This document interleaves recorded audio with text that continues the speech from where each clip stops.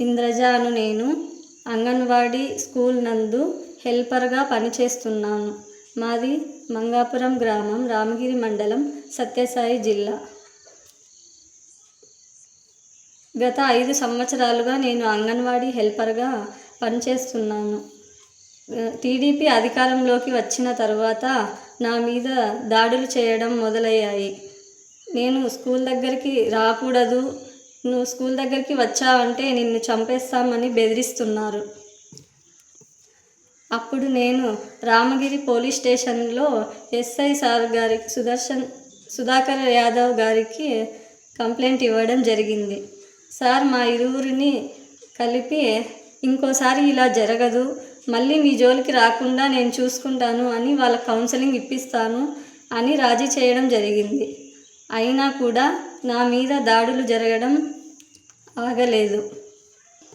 ఆ తర్వాత కూడా గొల్ల శ్రీనివాసులు, వాళ్ళ భార్య గొల్ల నాగమ్మ నా పైన మరోసారి దాడి చేశారు. ఈ దాడి చేయడానికి కారణం ఇంకొకటి ఉంది.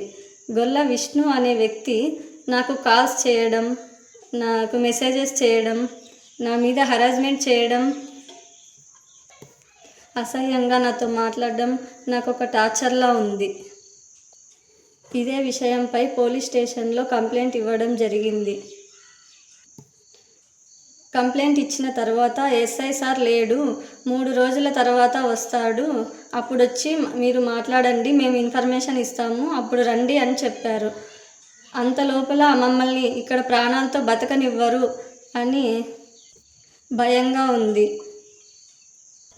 ఇప్పటికైనా ఎవరైనా నాకు న్యాయం చేస్తారని ఆశిస్తూ వారి పైన కఠిన చర్యలు తీసుకోవాలని కోరుకుంటున్నాను. వాళ్ళ టార్చర్ని నేను భరించలేకపోతున్నాను సార్. నాకు చావు తప్ప మరో మార్గం లేదు. దయచేసి ఎవరైనా నాకు న్యాయం చేయండి అని కోరుకుంటున్నాను.